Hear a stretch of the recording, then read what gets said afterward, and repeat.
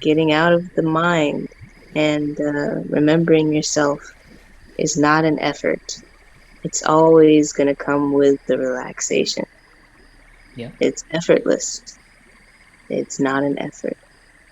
I have a question in a way. Awesome. So, yeah, does like, I was thinking, like, in a way, does the truth, maybe you'll make this a better question for me, but does the truth reside outside of the mind? Like, it's in the mind and outside of the mind? Like, because the mind, Does the truth reside outside of the mind? Before I give a direct answer, I want to give some context about what it is that we call the mind.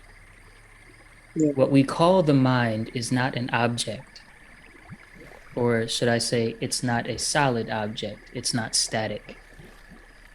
What we call the mind is our thoughts and emotions as they show up, right? What the mind really is like a doorway. On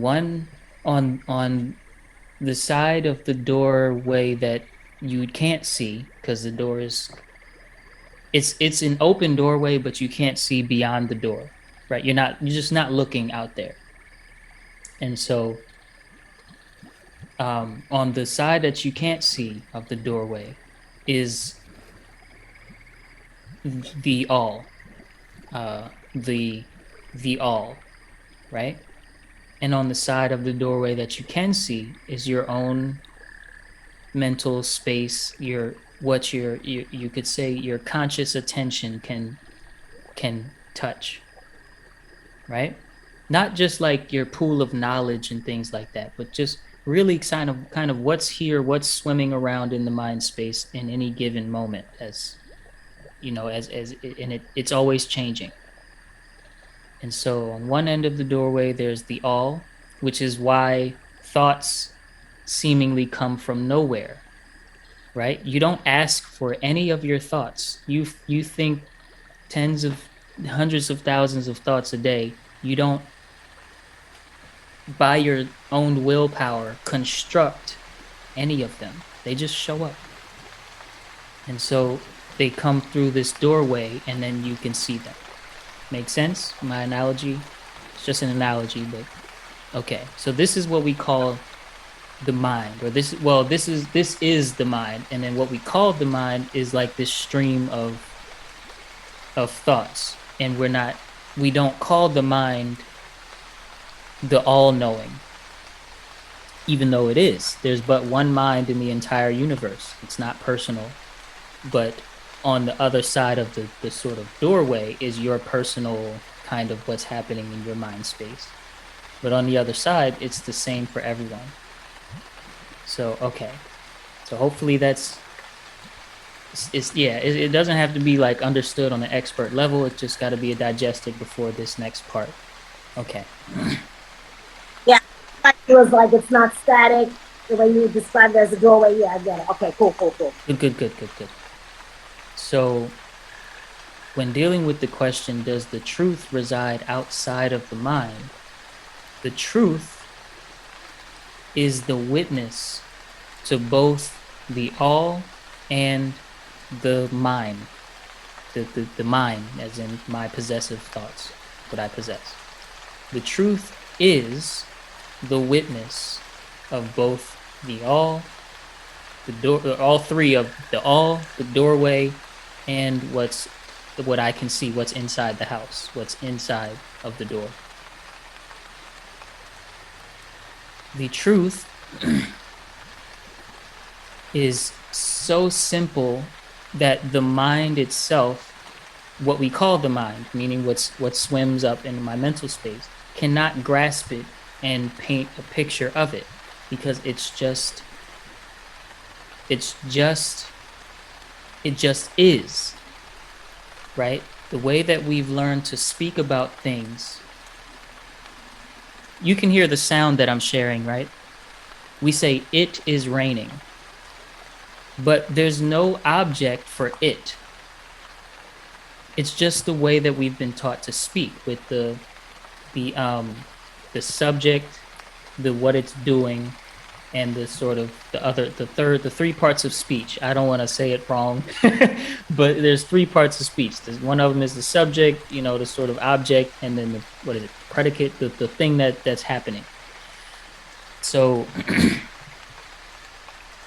but that's just the way that we simply could just say raining, raining now, but we say it is raining.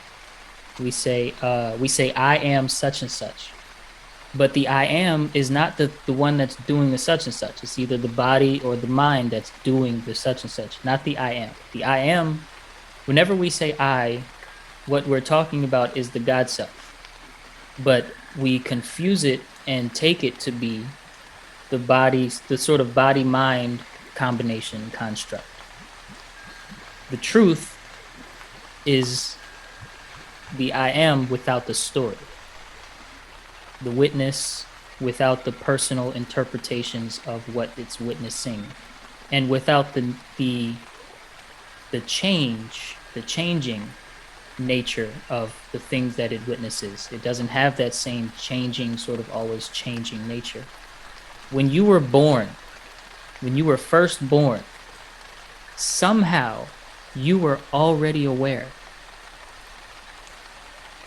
This is the truth of being, and it's also just the truth of existence itself. When you were born, when the universe was born, somehow there was already awareness.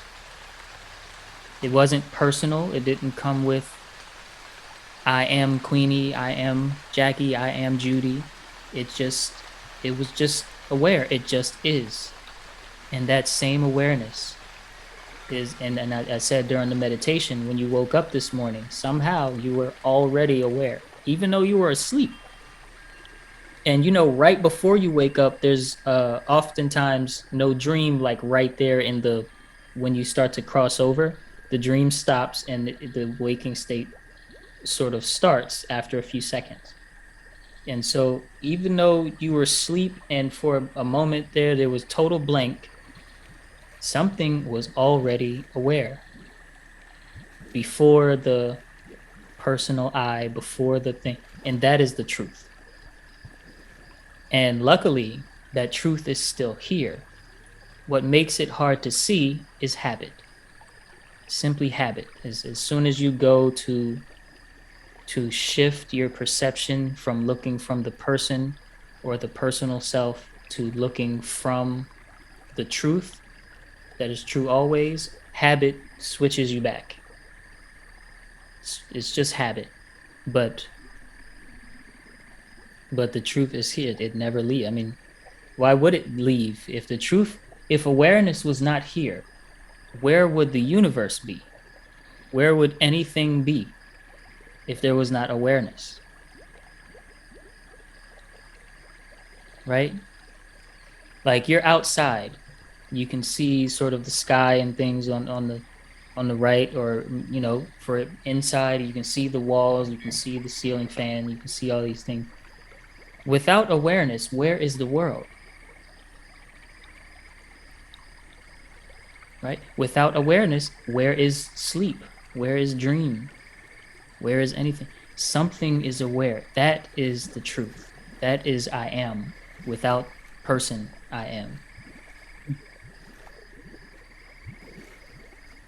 And so, truth, God, pure awareness, all of these labels, they come close to describing or naming what it is, but we really can't name it because the naming of it happens inside of the bubble of personal understanding. It happens inside the house on the other side of the doorway, not in the all. The all doesn't have much to say. Even though it's the all, doesn't have much to say. And so talk to me. What's happening as we as we look into this, because we're looking together.